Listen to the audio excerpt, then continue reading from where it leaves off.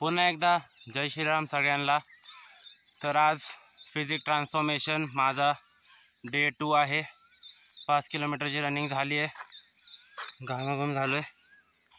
मागं आहे आताच पळून आलो आहे, म्हणजे आता फ्रंट कॅमेरा आहे म्हणून पण त्या साईडने पळत आलो आहे। त्या साईडला माझं गाव आहे।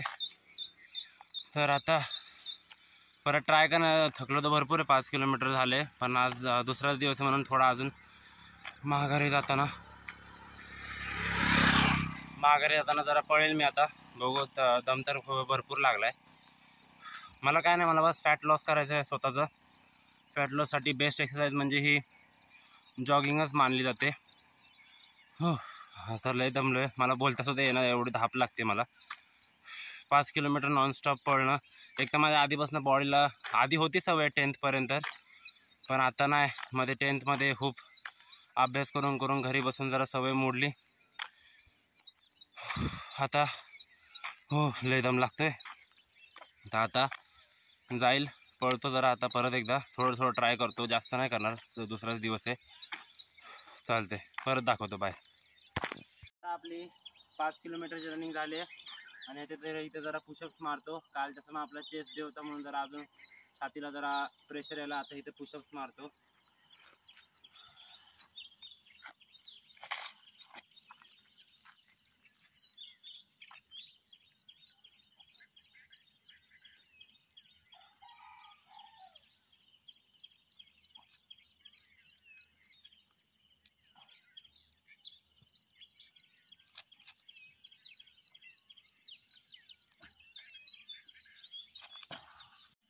हो,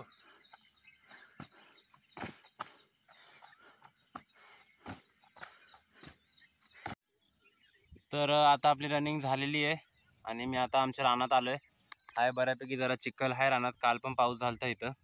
तर आता ही जो प्लॉट आहे माझा, 1 एकराचा प्लॉट आहे, त्यात स्वीट कॉर्न मका लावली आहे। तर आता उगवले मस्तपैकी, तुम्हाला दाखवतो बॅक कॅमेरानी।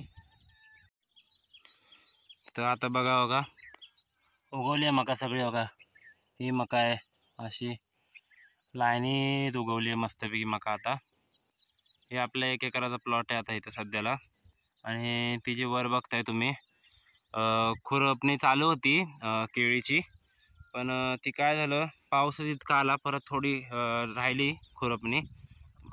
दाखवतो तुम्हाला, एकच मिनिट।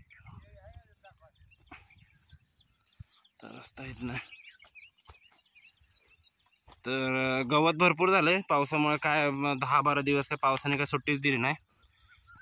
तर आता इतकं गवत झालं केळीत आता सध्याला। तिथे खुरपली केळी, तुम्हाला दाखवतो तिकडे जाऊन। हे आपलं चिंचेचं झाड आहे इथं,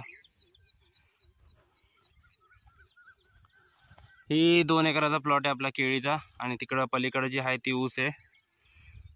गवत बघा किती झाले सगळं, ओके। पावसाने काय सुट्टीच देईना, त्यामुळं काय करताच येत नाही, लेबर पण लावता येत नाही त्यामुळे। हे बघा आता इथं खुरपणी झाली आपली, ती अशी केळी आपली, बघा इथं पण हाय आतमध्ये केळी आहे ह्याच्यात पण गवतच इतकं वाढलंय, खुरपता पण येत नाही। 10-12 दिवस झालं पावसाने काय सुट्टीच दिली नाही। आता पण बघा सगळा बूट माझा चिखलाने भरलाय, एवढा चिखल आहे। अशी केळी आहे आपली आता इथं, मस्त वाढते आता, अशी केळी आहे। एवढी खुरपणी झाली, तेवढं तिथं पण झाले खुरपणी, तिथं पण थोडं राहिलंय बघा, तुम्ही बघू शकता, तिथं पण थोडं राहिलंय। तो जो आहे तो पलीकडे ऊस आहे। तर इथं आपलं ही झालं, ही वरचं रान, आणि घरापाशी आहे तिथं रान, तिथं अजून काय नाही, तिथं मोकळंच ठेवलं, यावर्षी दुष्काळ होता म्हणून। आता हे एवढंच आहे सध्याला, इकडे खाली रान सगळं मोकळंच आहे। आता लावायचं तूर बीर काय तर लावू, बघू। ही आता गवत कधी वापसायचं रानावर त्याच्यावर आहे ना, आता गवत तर खूप आले ना, तर केळीच जाईल तिथली सगळी।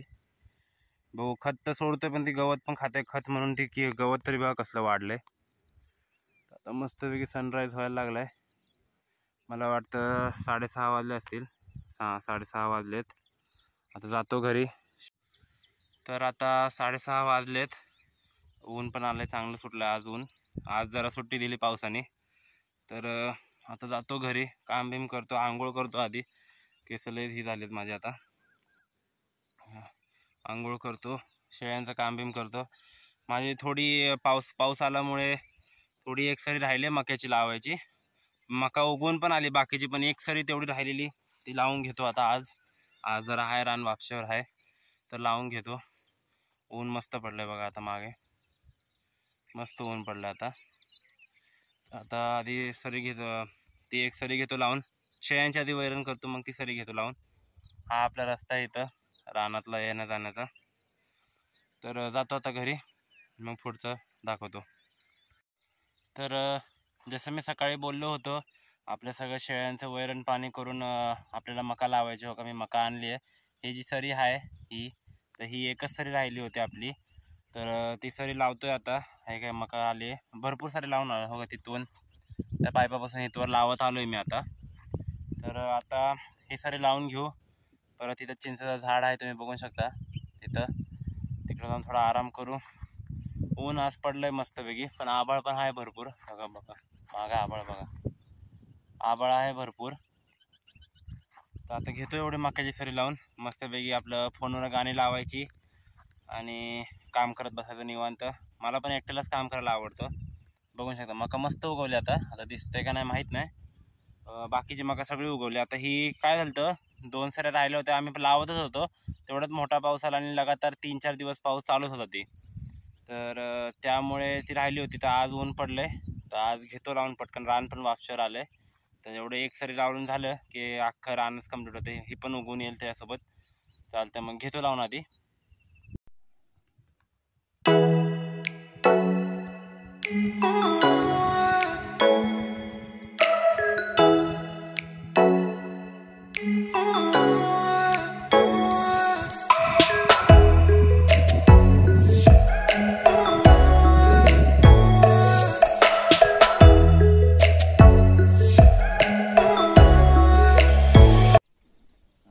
आता तुम्ही बघू शकता, दाखव. तर आता आपली स्वीट कॉर्न लावून झाली आणि आता शेळ्यांसाठी गिनीगोल लावतोय. इथं उगवलंय. परत तीच कारण की एवढं लावलं, ही ड्रीप काय झालं ते गळत नव्हती मागच्या वेळेस, म्हणून इथं लावली नव्हती. आता ही पाऊस पडतोय म्हणून लावतोय. आता इथं पण थोडी उगवली आहे. आता ही एवढी एक सरी लावलेली होते हो का. इथं उगवून आलंय, एवढं सगळं उगवून आलंय बऱ्यापैकी. आणि ही मागं ऊस आहे आमचा, ही ऊस आहे, इथं ऊस आहे आणि ही केळी आहे. केळी पण जरा उन्हामुळे जरा खराब झाली आहे, पण हा आता जगली. आता खुरपायला चालू करायचं, रान वापशावर आलं की खुरपायला चालू करायचं. तर ही कांडी आहे. कांड्या पण काय झालं 3-4 दिवस झालं ठेवली होती, त्याला कोंब फुटलेत हो का. इथं कोंब फुटला ह्याला पण, आणि नुसतं खूप साईज आतमध्ये. एक ड्रिपर सोडून लावतोय.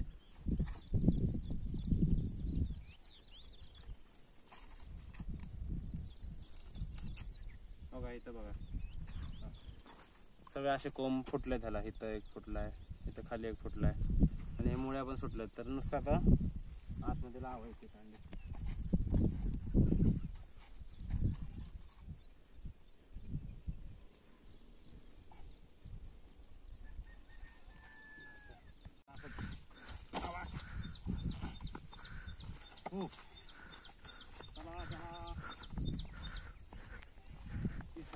शोल्डर तरी मारून घेतो.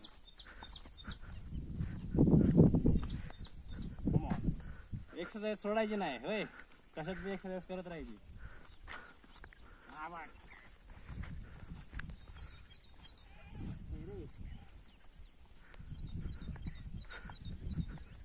तर माझ्या घरीच व्यायाम करू. आता त्याच्या गच्चीवर आले, तर असं त्याने घरच्या घरी डंबेल्स बनवले, बघू शकता. काही सिमेंटचं सगळं बनवून ठेवलं त्यांनी. असं सिमेंटचं आता वजन थोडं कमी जास्त असेल, ठीक आहे. तर आज आपली बॅकची आणि बायसेपची वर्कआउट आहे. तर आता आधी बॅकचं जास्त करून येते. आता पुलअपची तर सोय नाही, तर बॅकचं बघू. आज बॅक स्किप करण्याची चान्सेस आहेत. आपल्या डंबेल्सने आपलं झोपून जे आपण असं मारतो ती एक मारतो, आणि मग बायसेप सुद्धा आहे, डंबेल्स आहेत त्याच्याकडं. मग बायसेप तुम्हाला परत दाखवतो. आता माझा वॉर्मअप सेट झालाय. पुशअप्स मारले, 30 पुशअप्स मारलेत मी आता. तर आपला वॉर्मअप बस झाला तेवढा, कारण की काल पण पुशअप्स मारलं तर चेस्ट पटकन दुखते आज. तर आता आधी आपण ही लॉंग हँडल डंबेल घेऊया. आज जरा अंधार आहे, तर मित्राकडे आलोय म्हणून जरा अंधार पडलाय. गच्चीवर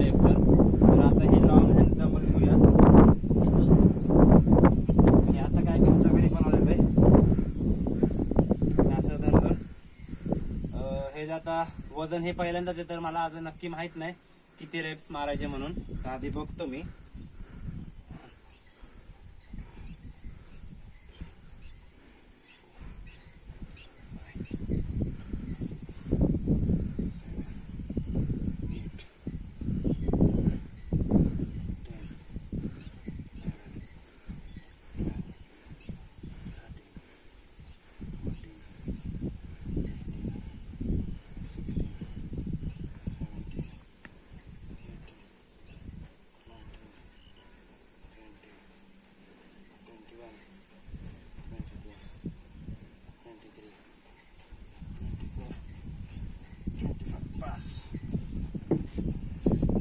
गेले आलं बऱ्यापैकी दुखते. हा आपला फर्स्ट सेट झाला.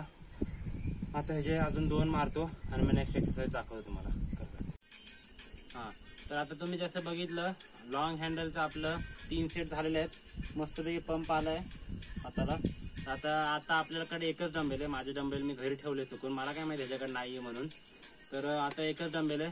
तर तुम्हाला त्या एक डंबेलनी हॅमर कर्ल मारायचं आपल्याला. की आता एक हात इथं ठेवावा लागतं आपल्याला.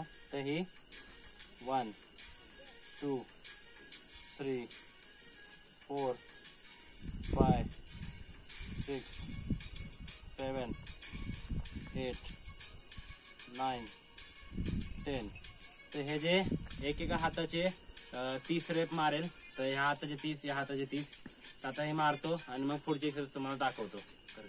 तर आता आपला वरचा व्यायाम झालेला आहे. आता खाली पुढची आहे थर्ड एक्सरसाइज साठी आपल्याला डंबेलच्या.